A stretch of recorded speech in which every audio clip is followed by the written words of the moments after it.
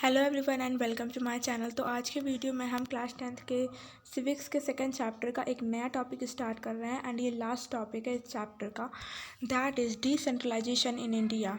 सो चलिए स्टार्ट करते हैं। डिसेंट्रलाइजेशन का मतलब ये होता है कि अगर हम इसमें से डी निकाल दें तो बचता हमारा सेंट्रलाइजेशन। सेंट्रलाइजेशन का मतलब होता है कि सारी जो पावर है वो सेंट्रल गवर्नमेंट के पास हो, सेंट्रलाइज हो। लेकिन जब वही पावर सेंट्रल गवर्नमेंट के पास ना होकर स्टेट गवर्नमेंट, लोकल गवर्नमेंट में बट जाएगी तो उसे बोलेंगे डिसेंट्रलाइजेशन। मतलब सारी पावर सेंट्रल गवर्नमेंट के पास नहीं होगी। ओके, सो चलिए स्टार्ट करते हैं। हमने मीनिंग को समझ लिया एंड हम आप इस टॉपिक को पढ़ेंगे। ओके, सो चलिए स्टार्ट करते हैं। हमने ये देखा था कि जो फेडरल गवर्नमेंट होती है उसमें दो या दो से ज़्यादा टीयर्स या फिर लेवल्स ऑफ गवर्नमेंट होती है, और हमने दो टीयर ऑफ गवर्नमेंट देखा भी है हमारी कंट्री में। अब हमारी जो कंट्री है, इतनी वास्ट कंट्री है इंडिया, तो क्या केवल हम दो टीयर ऑफ गवर्नमेंट से ही कंट्री को रन कर पाएंगे, मतलब सेंट्रल एंड स्टेट गवर्नमेंट से? क्या ये सफिशिएंट है? बिकॉज स्टेट जो है इंडिया में हमारे, वो इतने बड़े हैं कि वो किसी भी यूरोपियन कंट्री की कंपैरिजन कर सकते हैं। मतलब ये, अगर पॉपुलेशन के टर्म में देखें तो उत्तर प्रदेश का पॉपुलेशन ज़्यादा है रसिया से, और महाराष्ट्र का पॉपुलेशन ज़्यादा है जर्मनी से, जो कि यूरोप कंट्री है। ओके, तो अगर इतनी ज़्यादा पॉपुलेशन है एक स्टेट में, तो क्या एक स्टेट गवर्नमेंट उसको हैंडल कर पाएगी? नहीं कर पाएगी। और इसलिए क्या होता है कि उसने central government and state government ने अपनी पावर को लोकल लेवल पे दे दी और वहाँ बन गई लोकल गवर्नमेंट।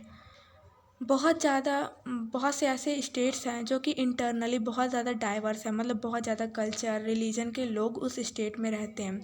तो उन लोग को हैंडल करना, उन लोग को संभालना स्टेट गवर्नमेंट के अंडर नहीं है।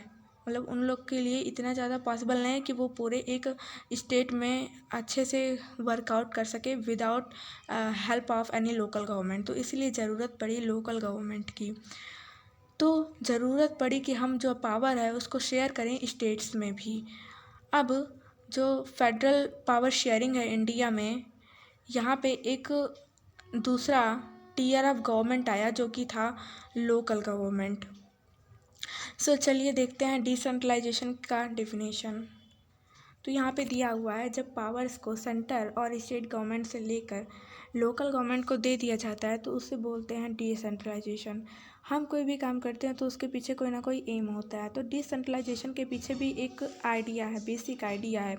वो ये है कि इतने लार्ज नंबर ऑफ प्रॉब्लम हैं, इश्यूज़ हैं, जिसको हम लोकल लेवल पर अच्छे से सॉर्ट आउट कर सकते हैं। मतलब ये, फॉर एग्ज़ाम्पल आप एक एग्ज़ाम्पल लीजिए कि आपकी एक सोसाइटी है एंड उसमें क्या है कि कह सकते हैं वाटर की प्रॉब्लम है। ओके, वहाँ पे अच्छी जो है पानी नहीं आता है, वाटर की प्रॉब्लम है। तो क्या होगा कि आप वहाँ के जो डिस्ट्रिक्ट मजिस्ट्रेट हैं, अगर आप अर्बन एरिया में रहते हैं तो वहाँ पे जाएंगे और उनसे हेल्प मांगेंगे तो वो आपको बेटरली हेल्प दे पाएंगे। ये नहीं कि आप किसी भी डिस्ट्रिक्ट के हैं एंड सीधे आप चले गए स्टेट गवर्नमेंट के पास, ऐसा नहीं है। सो वही चीज़ है कि अगर हमारी जो प्रॉब्लम है वो लोकल लेवल पे अच्छे से सॉर्ट आउट हो जाती है तो हमें ज़्यादा बेनिफिट अच्छे से मिल पाएगा, क्योंकि जो लोग वहाँ पे रह रहे हैं, मतलब जो वहाँ के इनहेबिटेंट हैं उस लोकेलिटी के, तो वो अच्छे से जानेंगे कि इस लोकेलिटी में क्या प्रॉब्लम है एंड क्या नहीं। और अगर वो अच्छे से जानेंगे तो वो जान पाएंगे कि कहाँ पे उनको मनी स्पेंड करना है और किस तरह से इस सिचुएशन को मैनेज करना है। तो वही सारी चीज़ें हैं। मतलब यही है कहने का कि अगर आप लोकली किसी पर्सन को जानते हैं जो कि वहाँ का हेड है, तो आप बहुत ही अच्छे से बहुत ही मतलब बहुत ही कंफर्टेबल जोन में रहकर अपनी बातों को उनसे कह सकते हैं और वो आपकी बातों को समझेंगे भी और शॉर्ट आउट भी करेंगे प्रॉब्लम। लेकिन अगर हम यही चीज़ देखें कि हायर लेवल पे, कि अगर लोकल गवर्नमेंट ना होती तो क्या होता कि जो लोग होते वो परेशान होते, और जो स्टेट गवर्नमेंट है क्या वो हैंडल कर पाती? नहीं कर पाती। बिकॉज ऐसा नहीं है कि केवल एक ही डिस्ट्रिक्ट है उस स्टेट में, बहुत सारे डिस्ट्रिक्ट हैं और उन सबको हैंडल करना एक स्टेट गवर्नमेंट के लिए पॉसिबल नहीं होता। तो इसीलिए सभी डिस्ट्रिक्ट में क्या बनाया गया? लोकल गवर्नमेंट बनाया गया। अब जो नीड थी डिसेंट्रलाइजेशन की वो हमारे कॉन्स्टिट्यूशन में समझी गई, और फिर क्या हुआ कि कुछ अटेम्प्ट हुए जिससे कि जो पावर थी उसको लेवल्स में मतलब विलेज और टाउन में डाइल्यूट किया गया। जो पंचायत थे विलेज में और म्यूनिसिपैलिटीज़ थे अर्बन एरियाज़ में, वो सभी स्टेट में सेटअप की गई। मतलब ये है कि विलेज के लिए पंचायत सिस्टम था और अर्बन एरियाज़ में म्यूनिसिपैलिटीज़ थी। बट यहाँ पे क्या हुआ कि ये डायरेक्टली आते थे स्टेट गवर्नमेंट के कंट्रोल में, मतलब स्टेट एंड सेंट्रल गवर्नमेंट ने ही पावर दी थी लोकल गवर्नमेंट को। तो वही चीज़ है कि स्टेट गवर्नमेंट इन पर निगरानी रखेगी कि ये अपना काम ठीक से कर नहीं या नहीं। तो विलेज में जो पंचायत है और म्यूनिसिपैलिटीज़ जो कि अर्बन एरिया में है, वो सब किसके अंडर काम करेंगे? स्टेट गवर्नमेंट के अंडर। जो इलेक्शंस होते थे इन लोकल गवर्नमेंट में वो रेगुलरली नहीं होते थे पहले, और लोकल गवर्नमेंट के पास पावर भी नहीं थी और ना ही रिसोर्स था खुद का, क्योंकि स्टेट गवर्नमेंट के पास ही ज़्यादा पावर थी और रिसोर्स भी था। तो इसलिए क्या था कि लोकल गवर्नमेंट के पास ज़्यादा ना ही उतनी पावर थी ना ही रिसोर्स था। तो इससे क्या हुआ कि ये इफ़ेक्टिव टर्म में अगर हम देखें तो बहुत ही कम था डिसेंट्रलाइजेशन, मतलब हुआ तो था डिसेंट्रलाइजेशन नाम के लिए, लेकिन एक्चुअली में जब उसके पास पावर नहीं है, रिसोर्स नहीं है, तो किस तरह का डिसेंट्रलाइजेशन। तो इसके लिए कुछ स्टेप्स लिए गए। 1992 में कुछ स्टेप्स लिए गए डिसेंट्रलाइजेशन के टूवर्ड्स, मतलब बहुत बड़े स्टेप्स लिए गए और कॉन्स्टिट्यूशन में चेंजेस लाए गए। और उसमें क्या हुआ कि एक थर्ड ईयर ऑफ गवर्नमेंट बना, लोकल गवर्नमेंट। ओके, मतलब इसको और ज़्यादा इफ़ेक्टिव और बहुत ज़्यादा पावरफुल बनाने के लिए, मतलब गवर्नमेंट तो थी पहले से लेकिन नाम के लिए समझो थी, तो उसको इफ़ेक्टिव और पावरफुल बनाने के लिए क्या किया गया, चेंजेस किए गए कुछ। अब क्या हुआ कि ये अब इसमें फर्स्ट ये आता है कि कॉन्स्टिट्यूशनली ये बहुत ज़्यादा इम्पॉर्टेंट हो गया कि रेगुलर इलेक्शन करवाएं लोकल गवर्नमेंट बॉडीज़ में। और सेकेंडली ये था कि कुछ scheduled caste, scheduled tribe, other backward classes थे जो कि वीकर सेक्शन थे सोसाइटी के, तो उनके लिए रिज़र्व थी सीटें। ओके, उनके लिए सीट जो थी वो रिज़र्व थी जिससे कि उनको भी कुछ एडवांटेज मिल सके। अब लोकल गवर्नमेंट में क्या हुआ कि वहाँ पे 1/3 जो पोजीशन थी वो वुमेंस के लिए रिज़र्व की गई, मतलब अगर 3% है तो उसमें से 1 जो है वो वुमेन होंगी। ओके, अब क्या हुआ कि एक इंडिपेंडेंट इंस्टीट्यूशन क्रिएट हुआ जिसका नाम था स्टेट इलेक्शन कमीशन, जो कि मतलब स्टेट इलेक्शन कमीशन जो है क्रिएट किया गया और वो रिस्पॉन्सिबल थी कि वो इलेक्शन कंडक्ट करवाती। ये हर स्टेट में मतलब क्रिएट किया गया। और ये अगर बात करें रूरल एरियाज़ के सिस्टम की, तो वहाँ पे पंचायत सिस्टम थी, तो वहाँ पे पंचायत में इलेक्शंस करवाने के लिए रिस्पॉन्सिबल थी। और अगर अर्बन एरियाज़ में बात करें तो म्यूनिसिपल इलेक्शन जो होते थे उनको करवाती थी ये स्टेट इलेक्शन कमीशन। मतलब हर स्टेट में ये कह सकते हैं एक मेजर स्टेप लिया गया। जो स्टेट गवर्नमेंट थी वो उसको पावर शेयर करना था एंड रेवेन्यू भी देना था लोकल गवर्नमेंट बॉडीज़ में। मतलब अब ये जो था कि अब कॉन्स्टिट्यूशनली ये चेंजेस कर दिए गए कि स्टेट गवर्नमेंट को अपनी कुछ पावर और रेवेन्यू देना होगा लोकल गवर्नमेंट बॉडीज़ को। अब ये जो शेयरिंग का मतलब नेचर है ये मतलब अलग अलग है हर स्टेट में। कुछ स्टेट छोटे हैं तो वहाँ पे कम पावर रेवेन्यू देना है एंड कुछ स्टेट बड़े हैं तो ज़्यादा देना है। ऐसे ही सब जैसे भी स्टेट हैं वो अपना डिसाइड कर लेते हैं। नाउ लोकल जो रूरल लोकल गवर्नमेंट है उसको हम पंचायती राज बोलते हैं। एंड हर विलेज और या फिर ग्रुप ऑफ विलेज में एक ग्राम पंचायत होती है और जो मेंबर होते हैं ग्राम पंचायत के उनको बोलते हैं पंच, और उसका जो प्रेसिडेंट होता है उसको बोलते हैं सरपंच। सो बेसिकली आपको समझ में नहीं आ रहा होगा, सो मैं आपको बताती हूँ। एक्चुअली यहाँ पे होता ये है कि गांव में अगर बात करें तो वहाँ पे हर एक विलेज में या फिर ग्रुप ऑफ विलेज में ग्राम पंचायत होती है एंड इसको इलेक्ट करते हैं जो वहाँ के विलेज के जो एडल्ट मेंबर्स होते हैं, मतलब कह सकते हैं 18 ईयर के अबव जितने भी लोग हैं जिनको राइट है कि वो दे सकते हैं वोट, तो वो लोग इलेक्ट करते हैं इनके मेंबर्स को। एंड जो मेंबर्स होते हैं इनके, उनको बोलते हैं पंच। मतलब ग्राम पंचायत के जो मेंबर्स हैं उनको बोलेंगे पंच, और इसका जो पंचों का जो सर मतलब प्रेसिडेंट है, हेड है, उसे बोलेंगे सरपंच। आई होप आपको समझ में आ गया। अब यहाँ पे वही चीज़ बताया गया है कि ये जो पंच हैं, सरपंच हैं, इनको डायरेक्टली इलेक्ट करते हैं वहाँ के एडल्ट पॉपुलेशन, जिस भी विलेज की होगी। अगर ग्रुप ऑफ विलेज होगा तो ग्रुप ऑफ विलेज के एडल्ट पॉपुलेशन करेंगे। अगर एक विलेज में है ग्राम पंचायत तो उस एक विलेज के एडल्ट जो हैं वो वोट देंगे ना। हमारा नेक्स्ट आता है जो पंचायत है, मतलब ग्राम पंचायत, वो ग्राम सभा के सुपरविज़न में अपना काम करती हैं।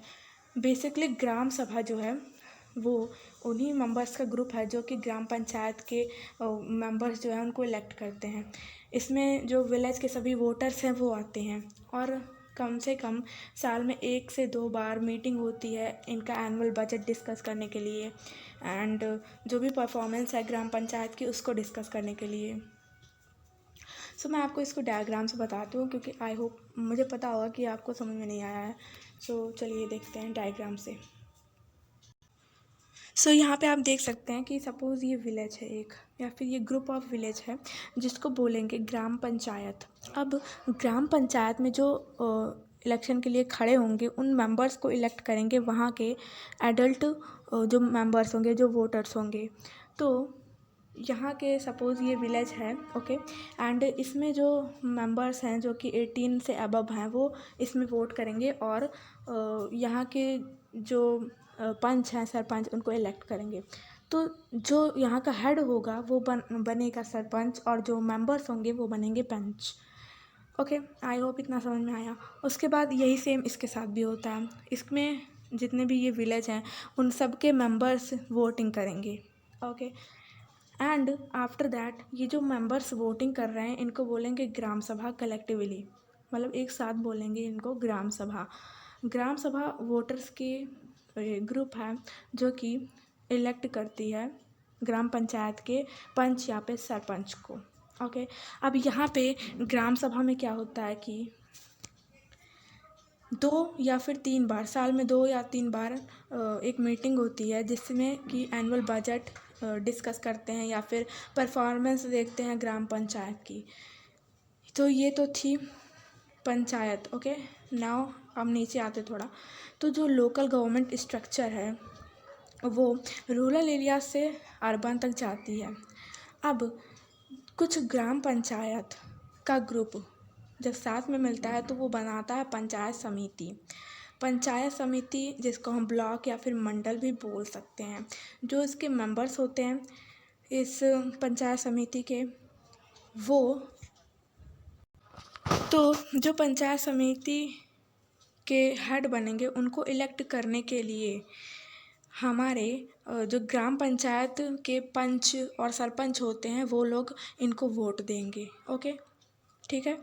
आफ्टर दैट क्या होगा कि इसमें जो मेंबर्स थे सभी पंचायत के, जितने लोग पंच थे, सरपंच थे, अगर ग्रुप में है विलेज तो जितने भी पंच सरपंच है वो इनमें वोट देंगे। जितने भी पंचायत समिति है अगर हम सबको मिला दे तो जिला परिषद बन जाता है। और मोस्टली जो मेंबर्स होते हैं जिला परिषद के वो इलेक्टेड ही होते हैं, लेकिन कुछ मेंबर्स होते हैं जो कि लोकसभा के होते हैं, एमएलए होते हैं, member of legislative assembly, okay. So ये सब लोग होते हैं। एंड जिला परिषद जो चेयरमैन होते हैं वही होते हैं पॉलिटिकल हेड जिला परिषद के, मतलब हेड होते हैं जिला परिषद के, जिला परिषद चेयरमैन। आई होप यहाँ तक समझ में आ गया है। अब ना हम बात करने वाले हैं अर्बन एरियाज़ की। तो म्यूनिसिपैलिटीज़ जो होती हैं वो टाउन्स में होती हैं, कस्बों में होती हैं, और बिग सिटीज़ के लिए म्यूनिसिपल कॉरपोरेशन होता है। म्यूनिसिपैलिटीज़ और म्यूनिसिपल कॉरपोरेशन दोनों को कंट्रोल करती है यहाँ के इलेक्टेड जो बॉडीज़ होती हैं, मतलब इन दोनों के हेड को चूज़ करने के लिए, इलेक्ट करने के लिए वहाँ के कॉमन पीपल ही वोट देते हैं। जैसे कि म्यूनिसिपल चेयरमैनशिप जो होते हैं वो म्यूनिसिपैलिटीज़ के हेड होते हैं, और मेयर जो होते हैं वो म्यूनिसिपल कॉरपोरेशन के हेड होते हैं। तो आई होप यहाँ तक आपको समझ में आ गया है। तो ये तो थी अर्बन एंड रूरल एरियाज़ की कुछ इलेक्शन की। हम देख सकते हैं कि किस तरह से इलेक्शन होता है।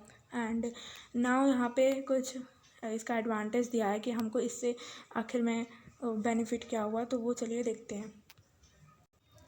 ये जो नया सिस्टम है लोकल गवर्नमेंट का, ये सबसे लार्जेस्ट एक्सपेरिमेंट है डेमोक्रेसी का।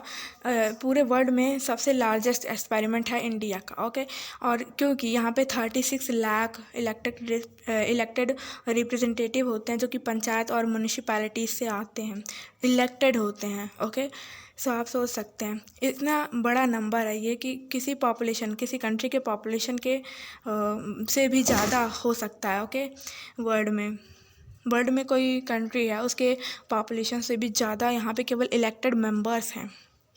सो आप सोच सकते हैं कि कितना ज़्यादा यहाँ पे बिगर नंबर है। Constitutional status for local government has help to deepen country in our country, democracy in our country. Okay, मतलब कि इसमें बताया जा रहा है कि इसमें बेसिकली वो बेनिफिट बताया जा रहा है कि इससे क्या हुआ कि वुमेंस का रिप्रेजेंटेशन भी बढ़ा है लोकल गवर्नमेंट में। और अगर हम सेम टाइम में देखें तो बहुत सारी डिफ़िकल्टीज़ भी हैं, जैसे कि अभी भी जो है रेगुलर इलेक्शंस नहीं होती हैं ग्राम सभा में, और मतलब रेगुलरली नहीं हो रहा है। कुछ स्टेट्स हैं जिसमें नहीं हो रहा है। मोस्टली जो स्टेट गवर्नमेंट है उसने अपने पावर को नहीं दिया है लोकल गवर्नमेंट में, और ना ही रिसोर्सेज को दिया है। तो यही सब बताया जा रहा है कि बेनिफिट क्या है एंड प्रॉब्लम क्या है। बेनिफिट हमने देखा कि वुमेंस को रिप्रेजेंटेशन मिल गई, सीट्स रिजर्व हैं कुछ वीकर सेक्शन के लिए, लेकिन प्रॉब्लम्स भी अभी भी हमको फेस करनी पड़ रही हैं। तो ये तो थी आज की topic, decentralisation in India. And next topic में हम डिस्कस करेंगे इससे रिलेटेड कुछ important question. And I hope आपको आज का वीडियो समझ में आया। अगर आपको कोई भी डाउट है तो प्लीज़ कमेंट सेक्शन में आप क्वेश्चन पूछ लीजिए, एंड मैं आपको वहीं पे आपका आंसर दे दूँगी। ओके, सो मिलते हैं नेक्स्ट वीडियो में, तब तक के लिए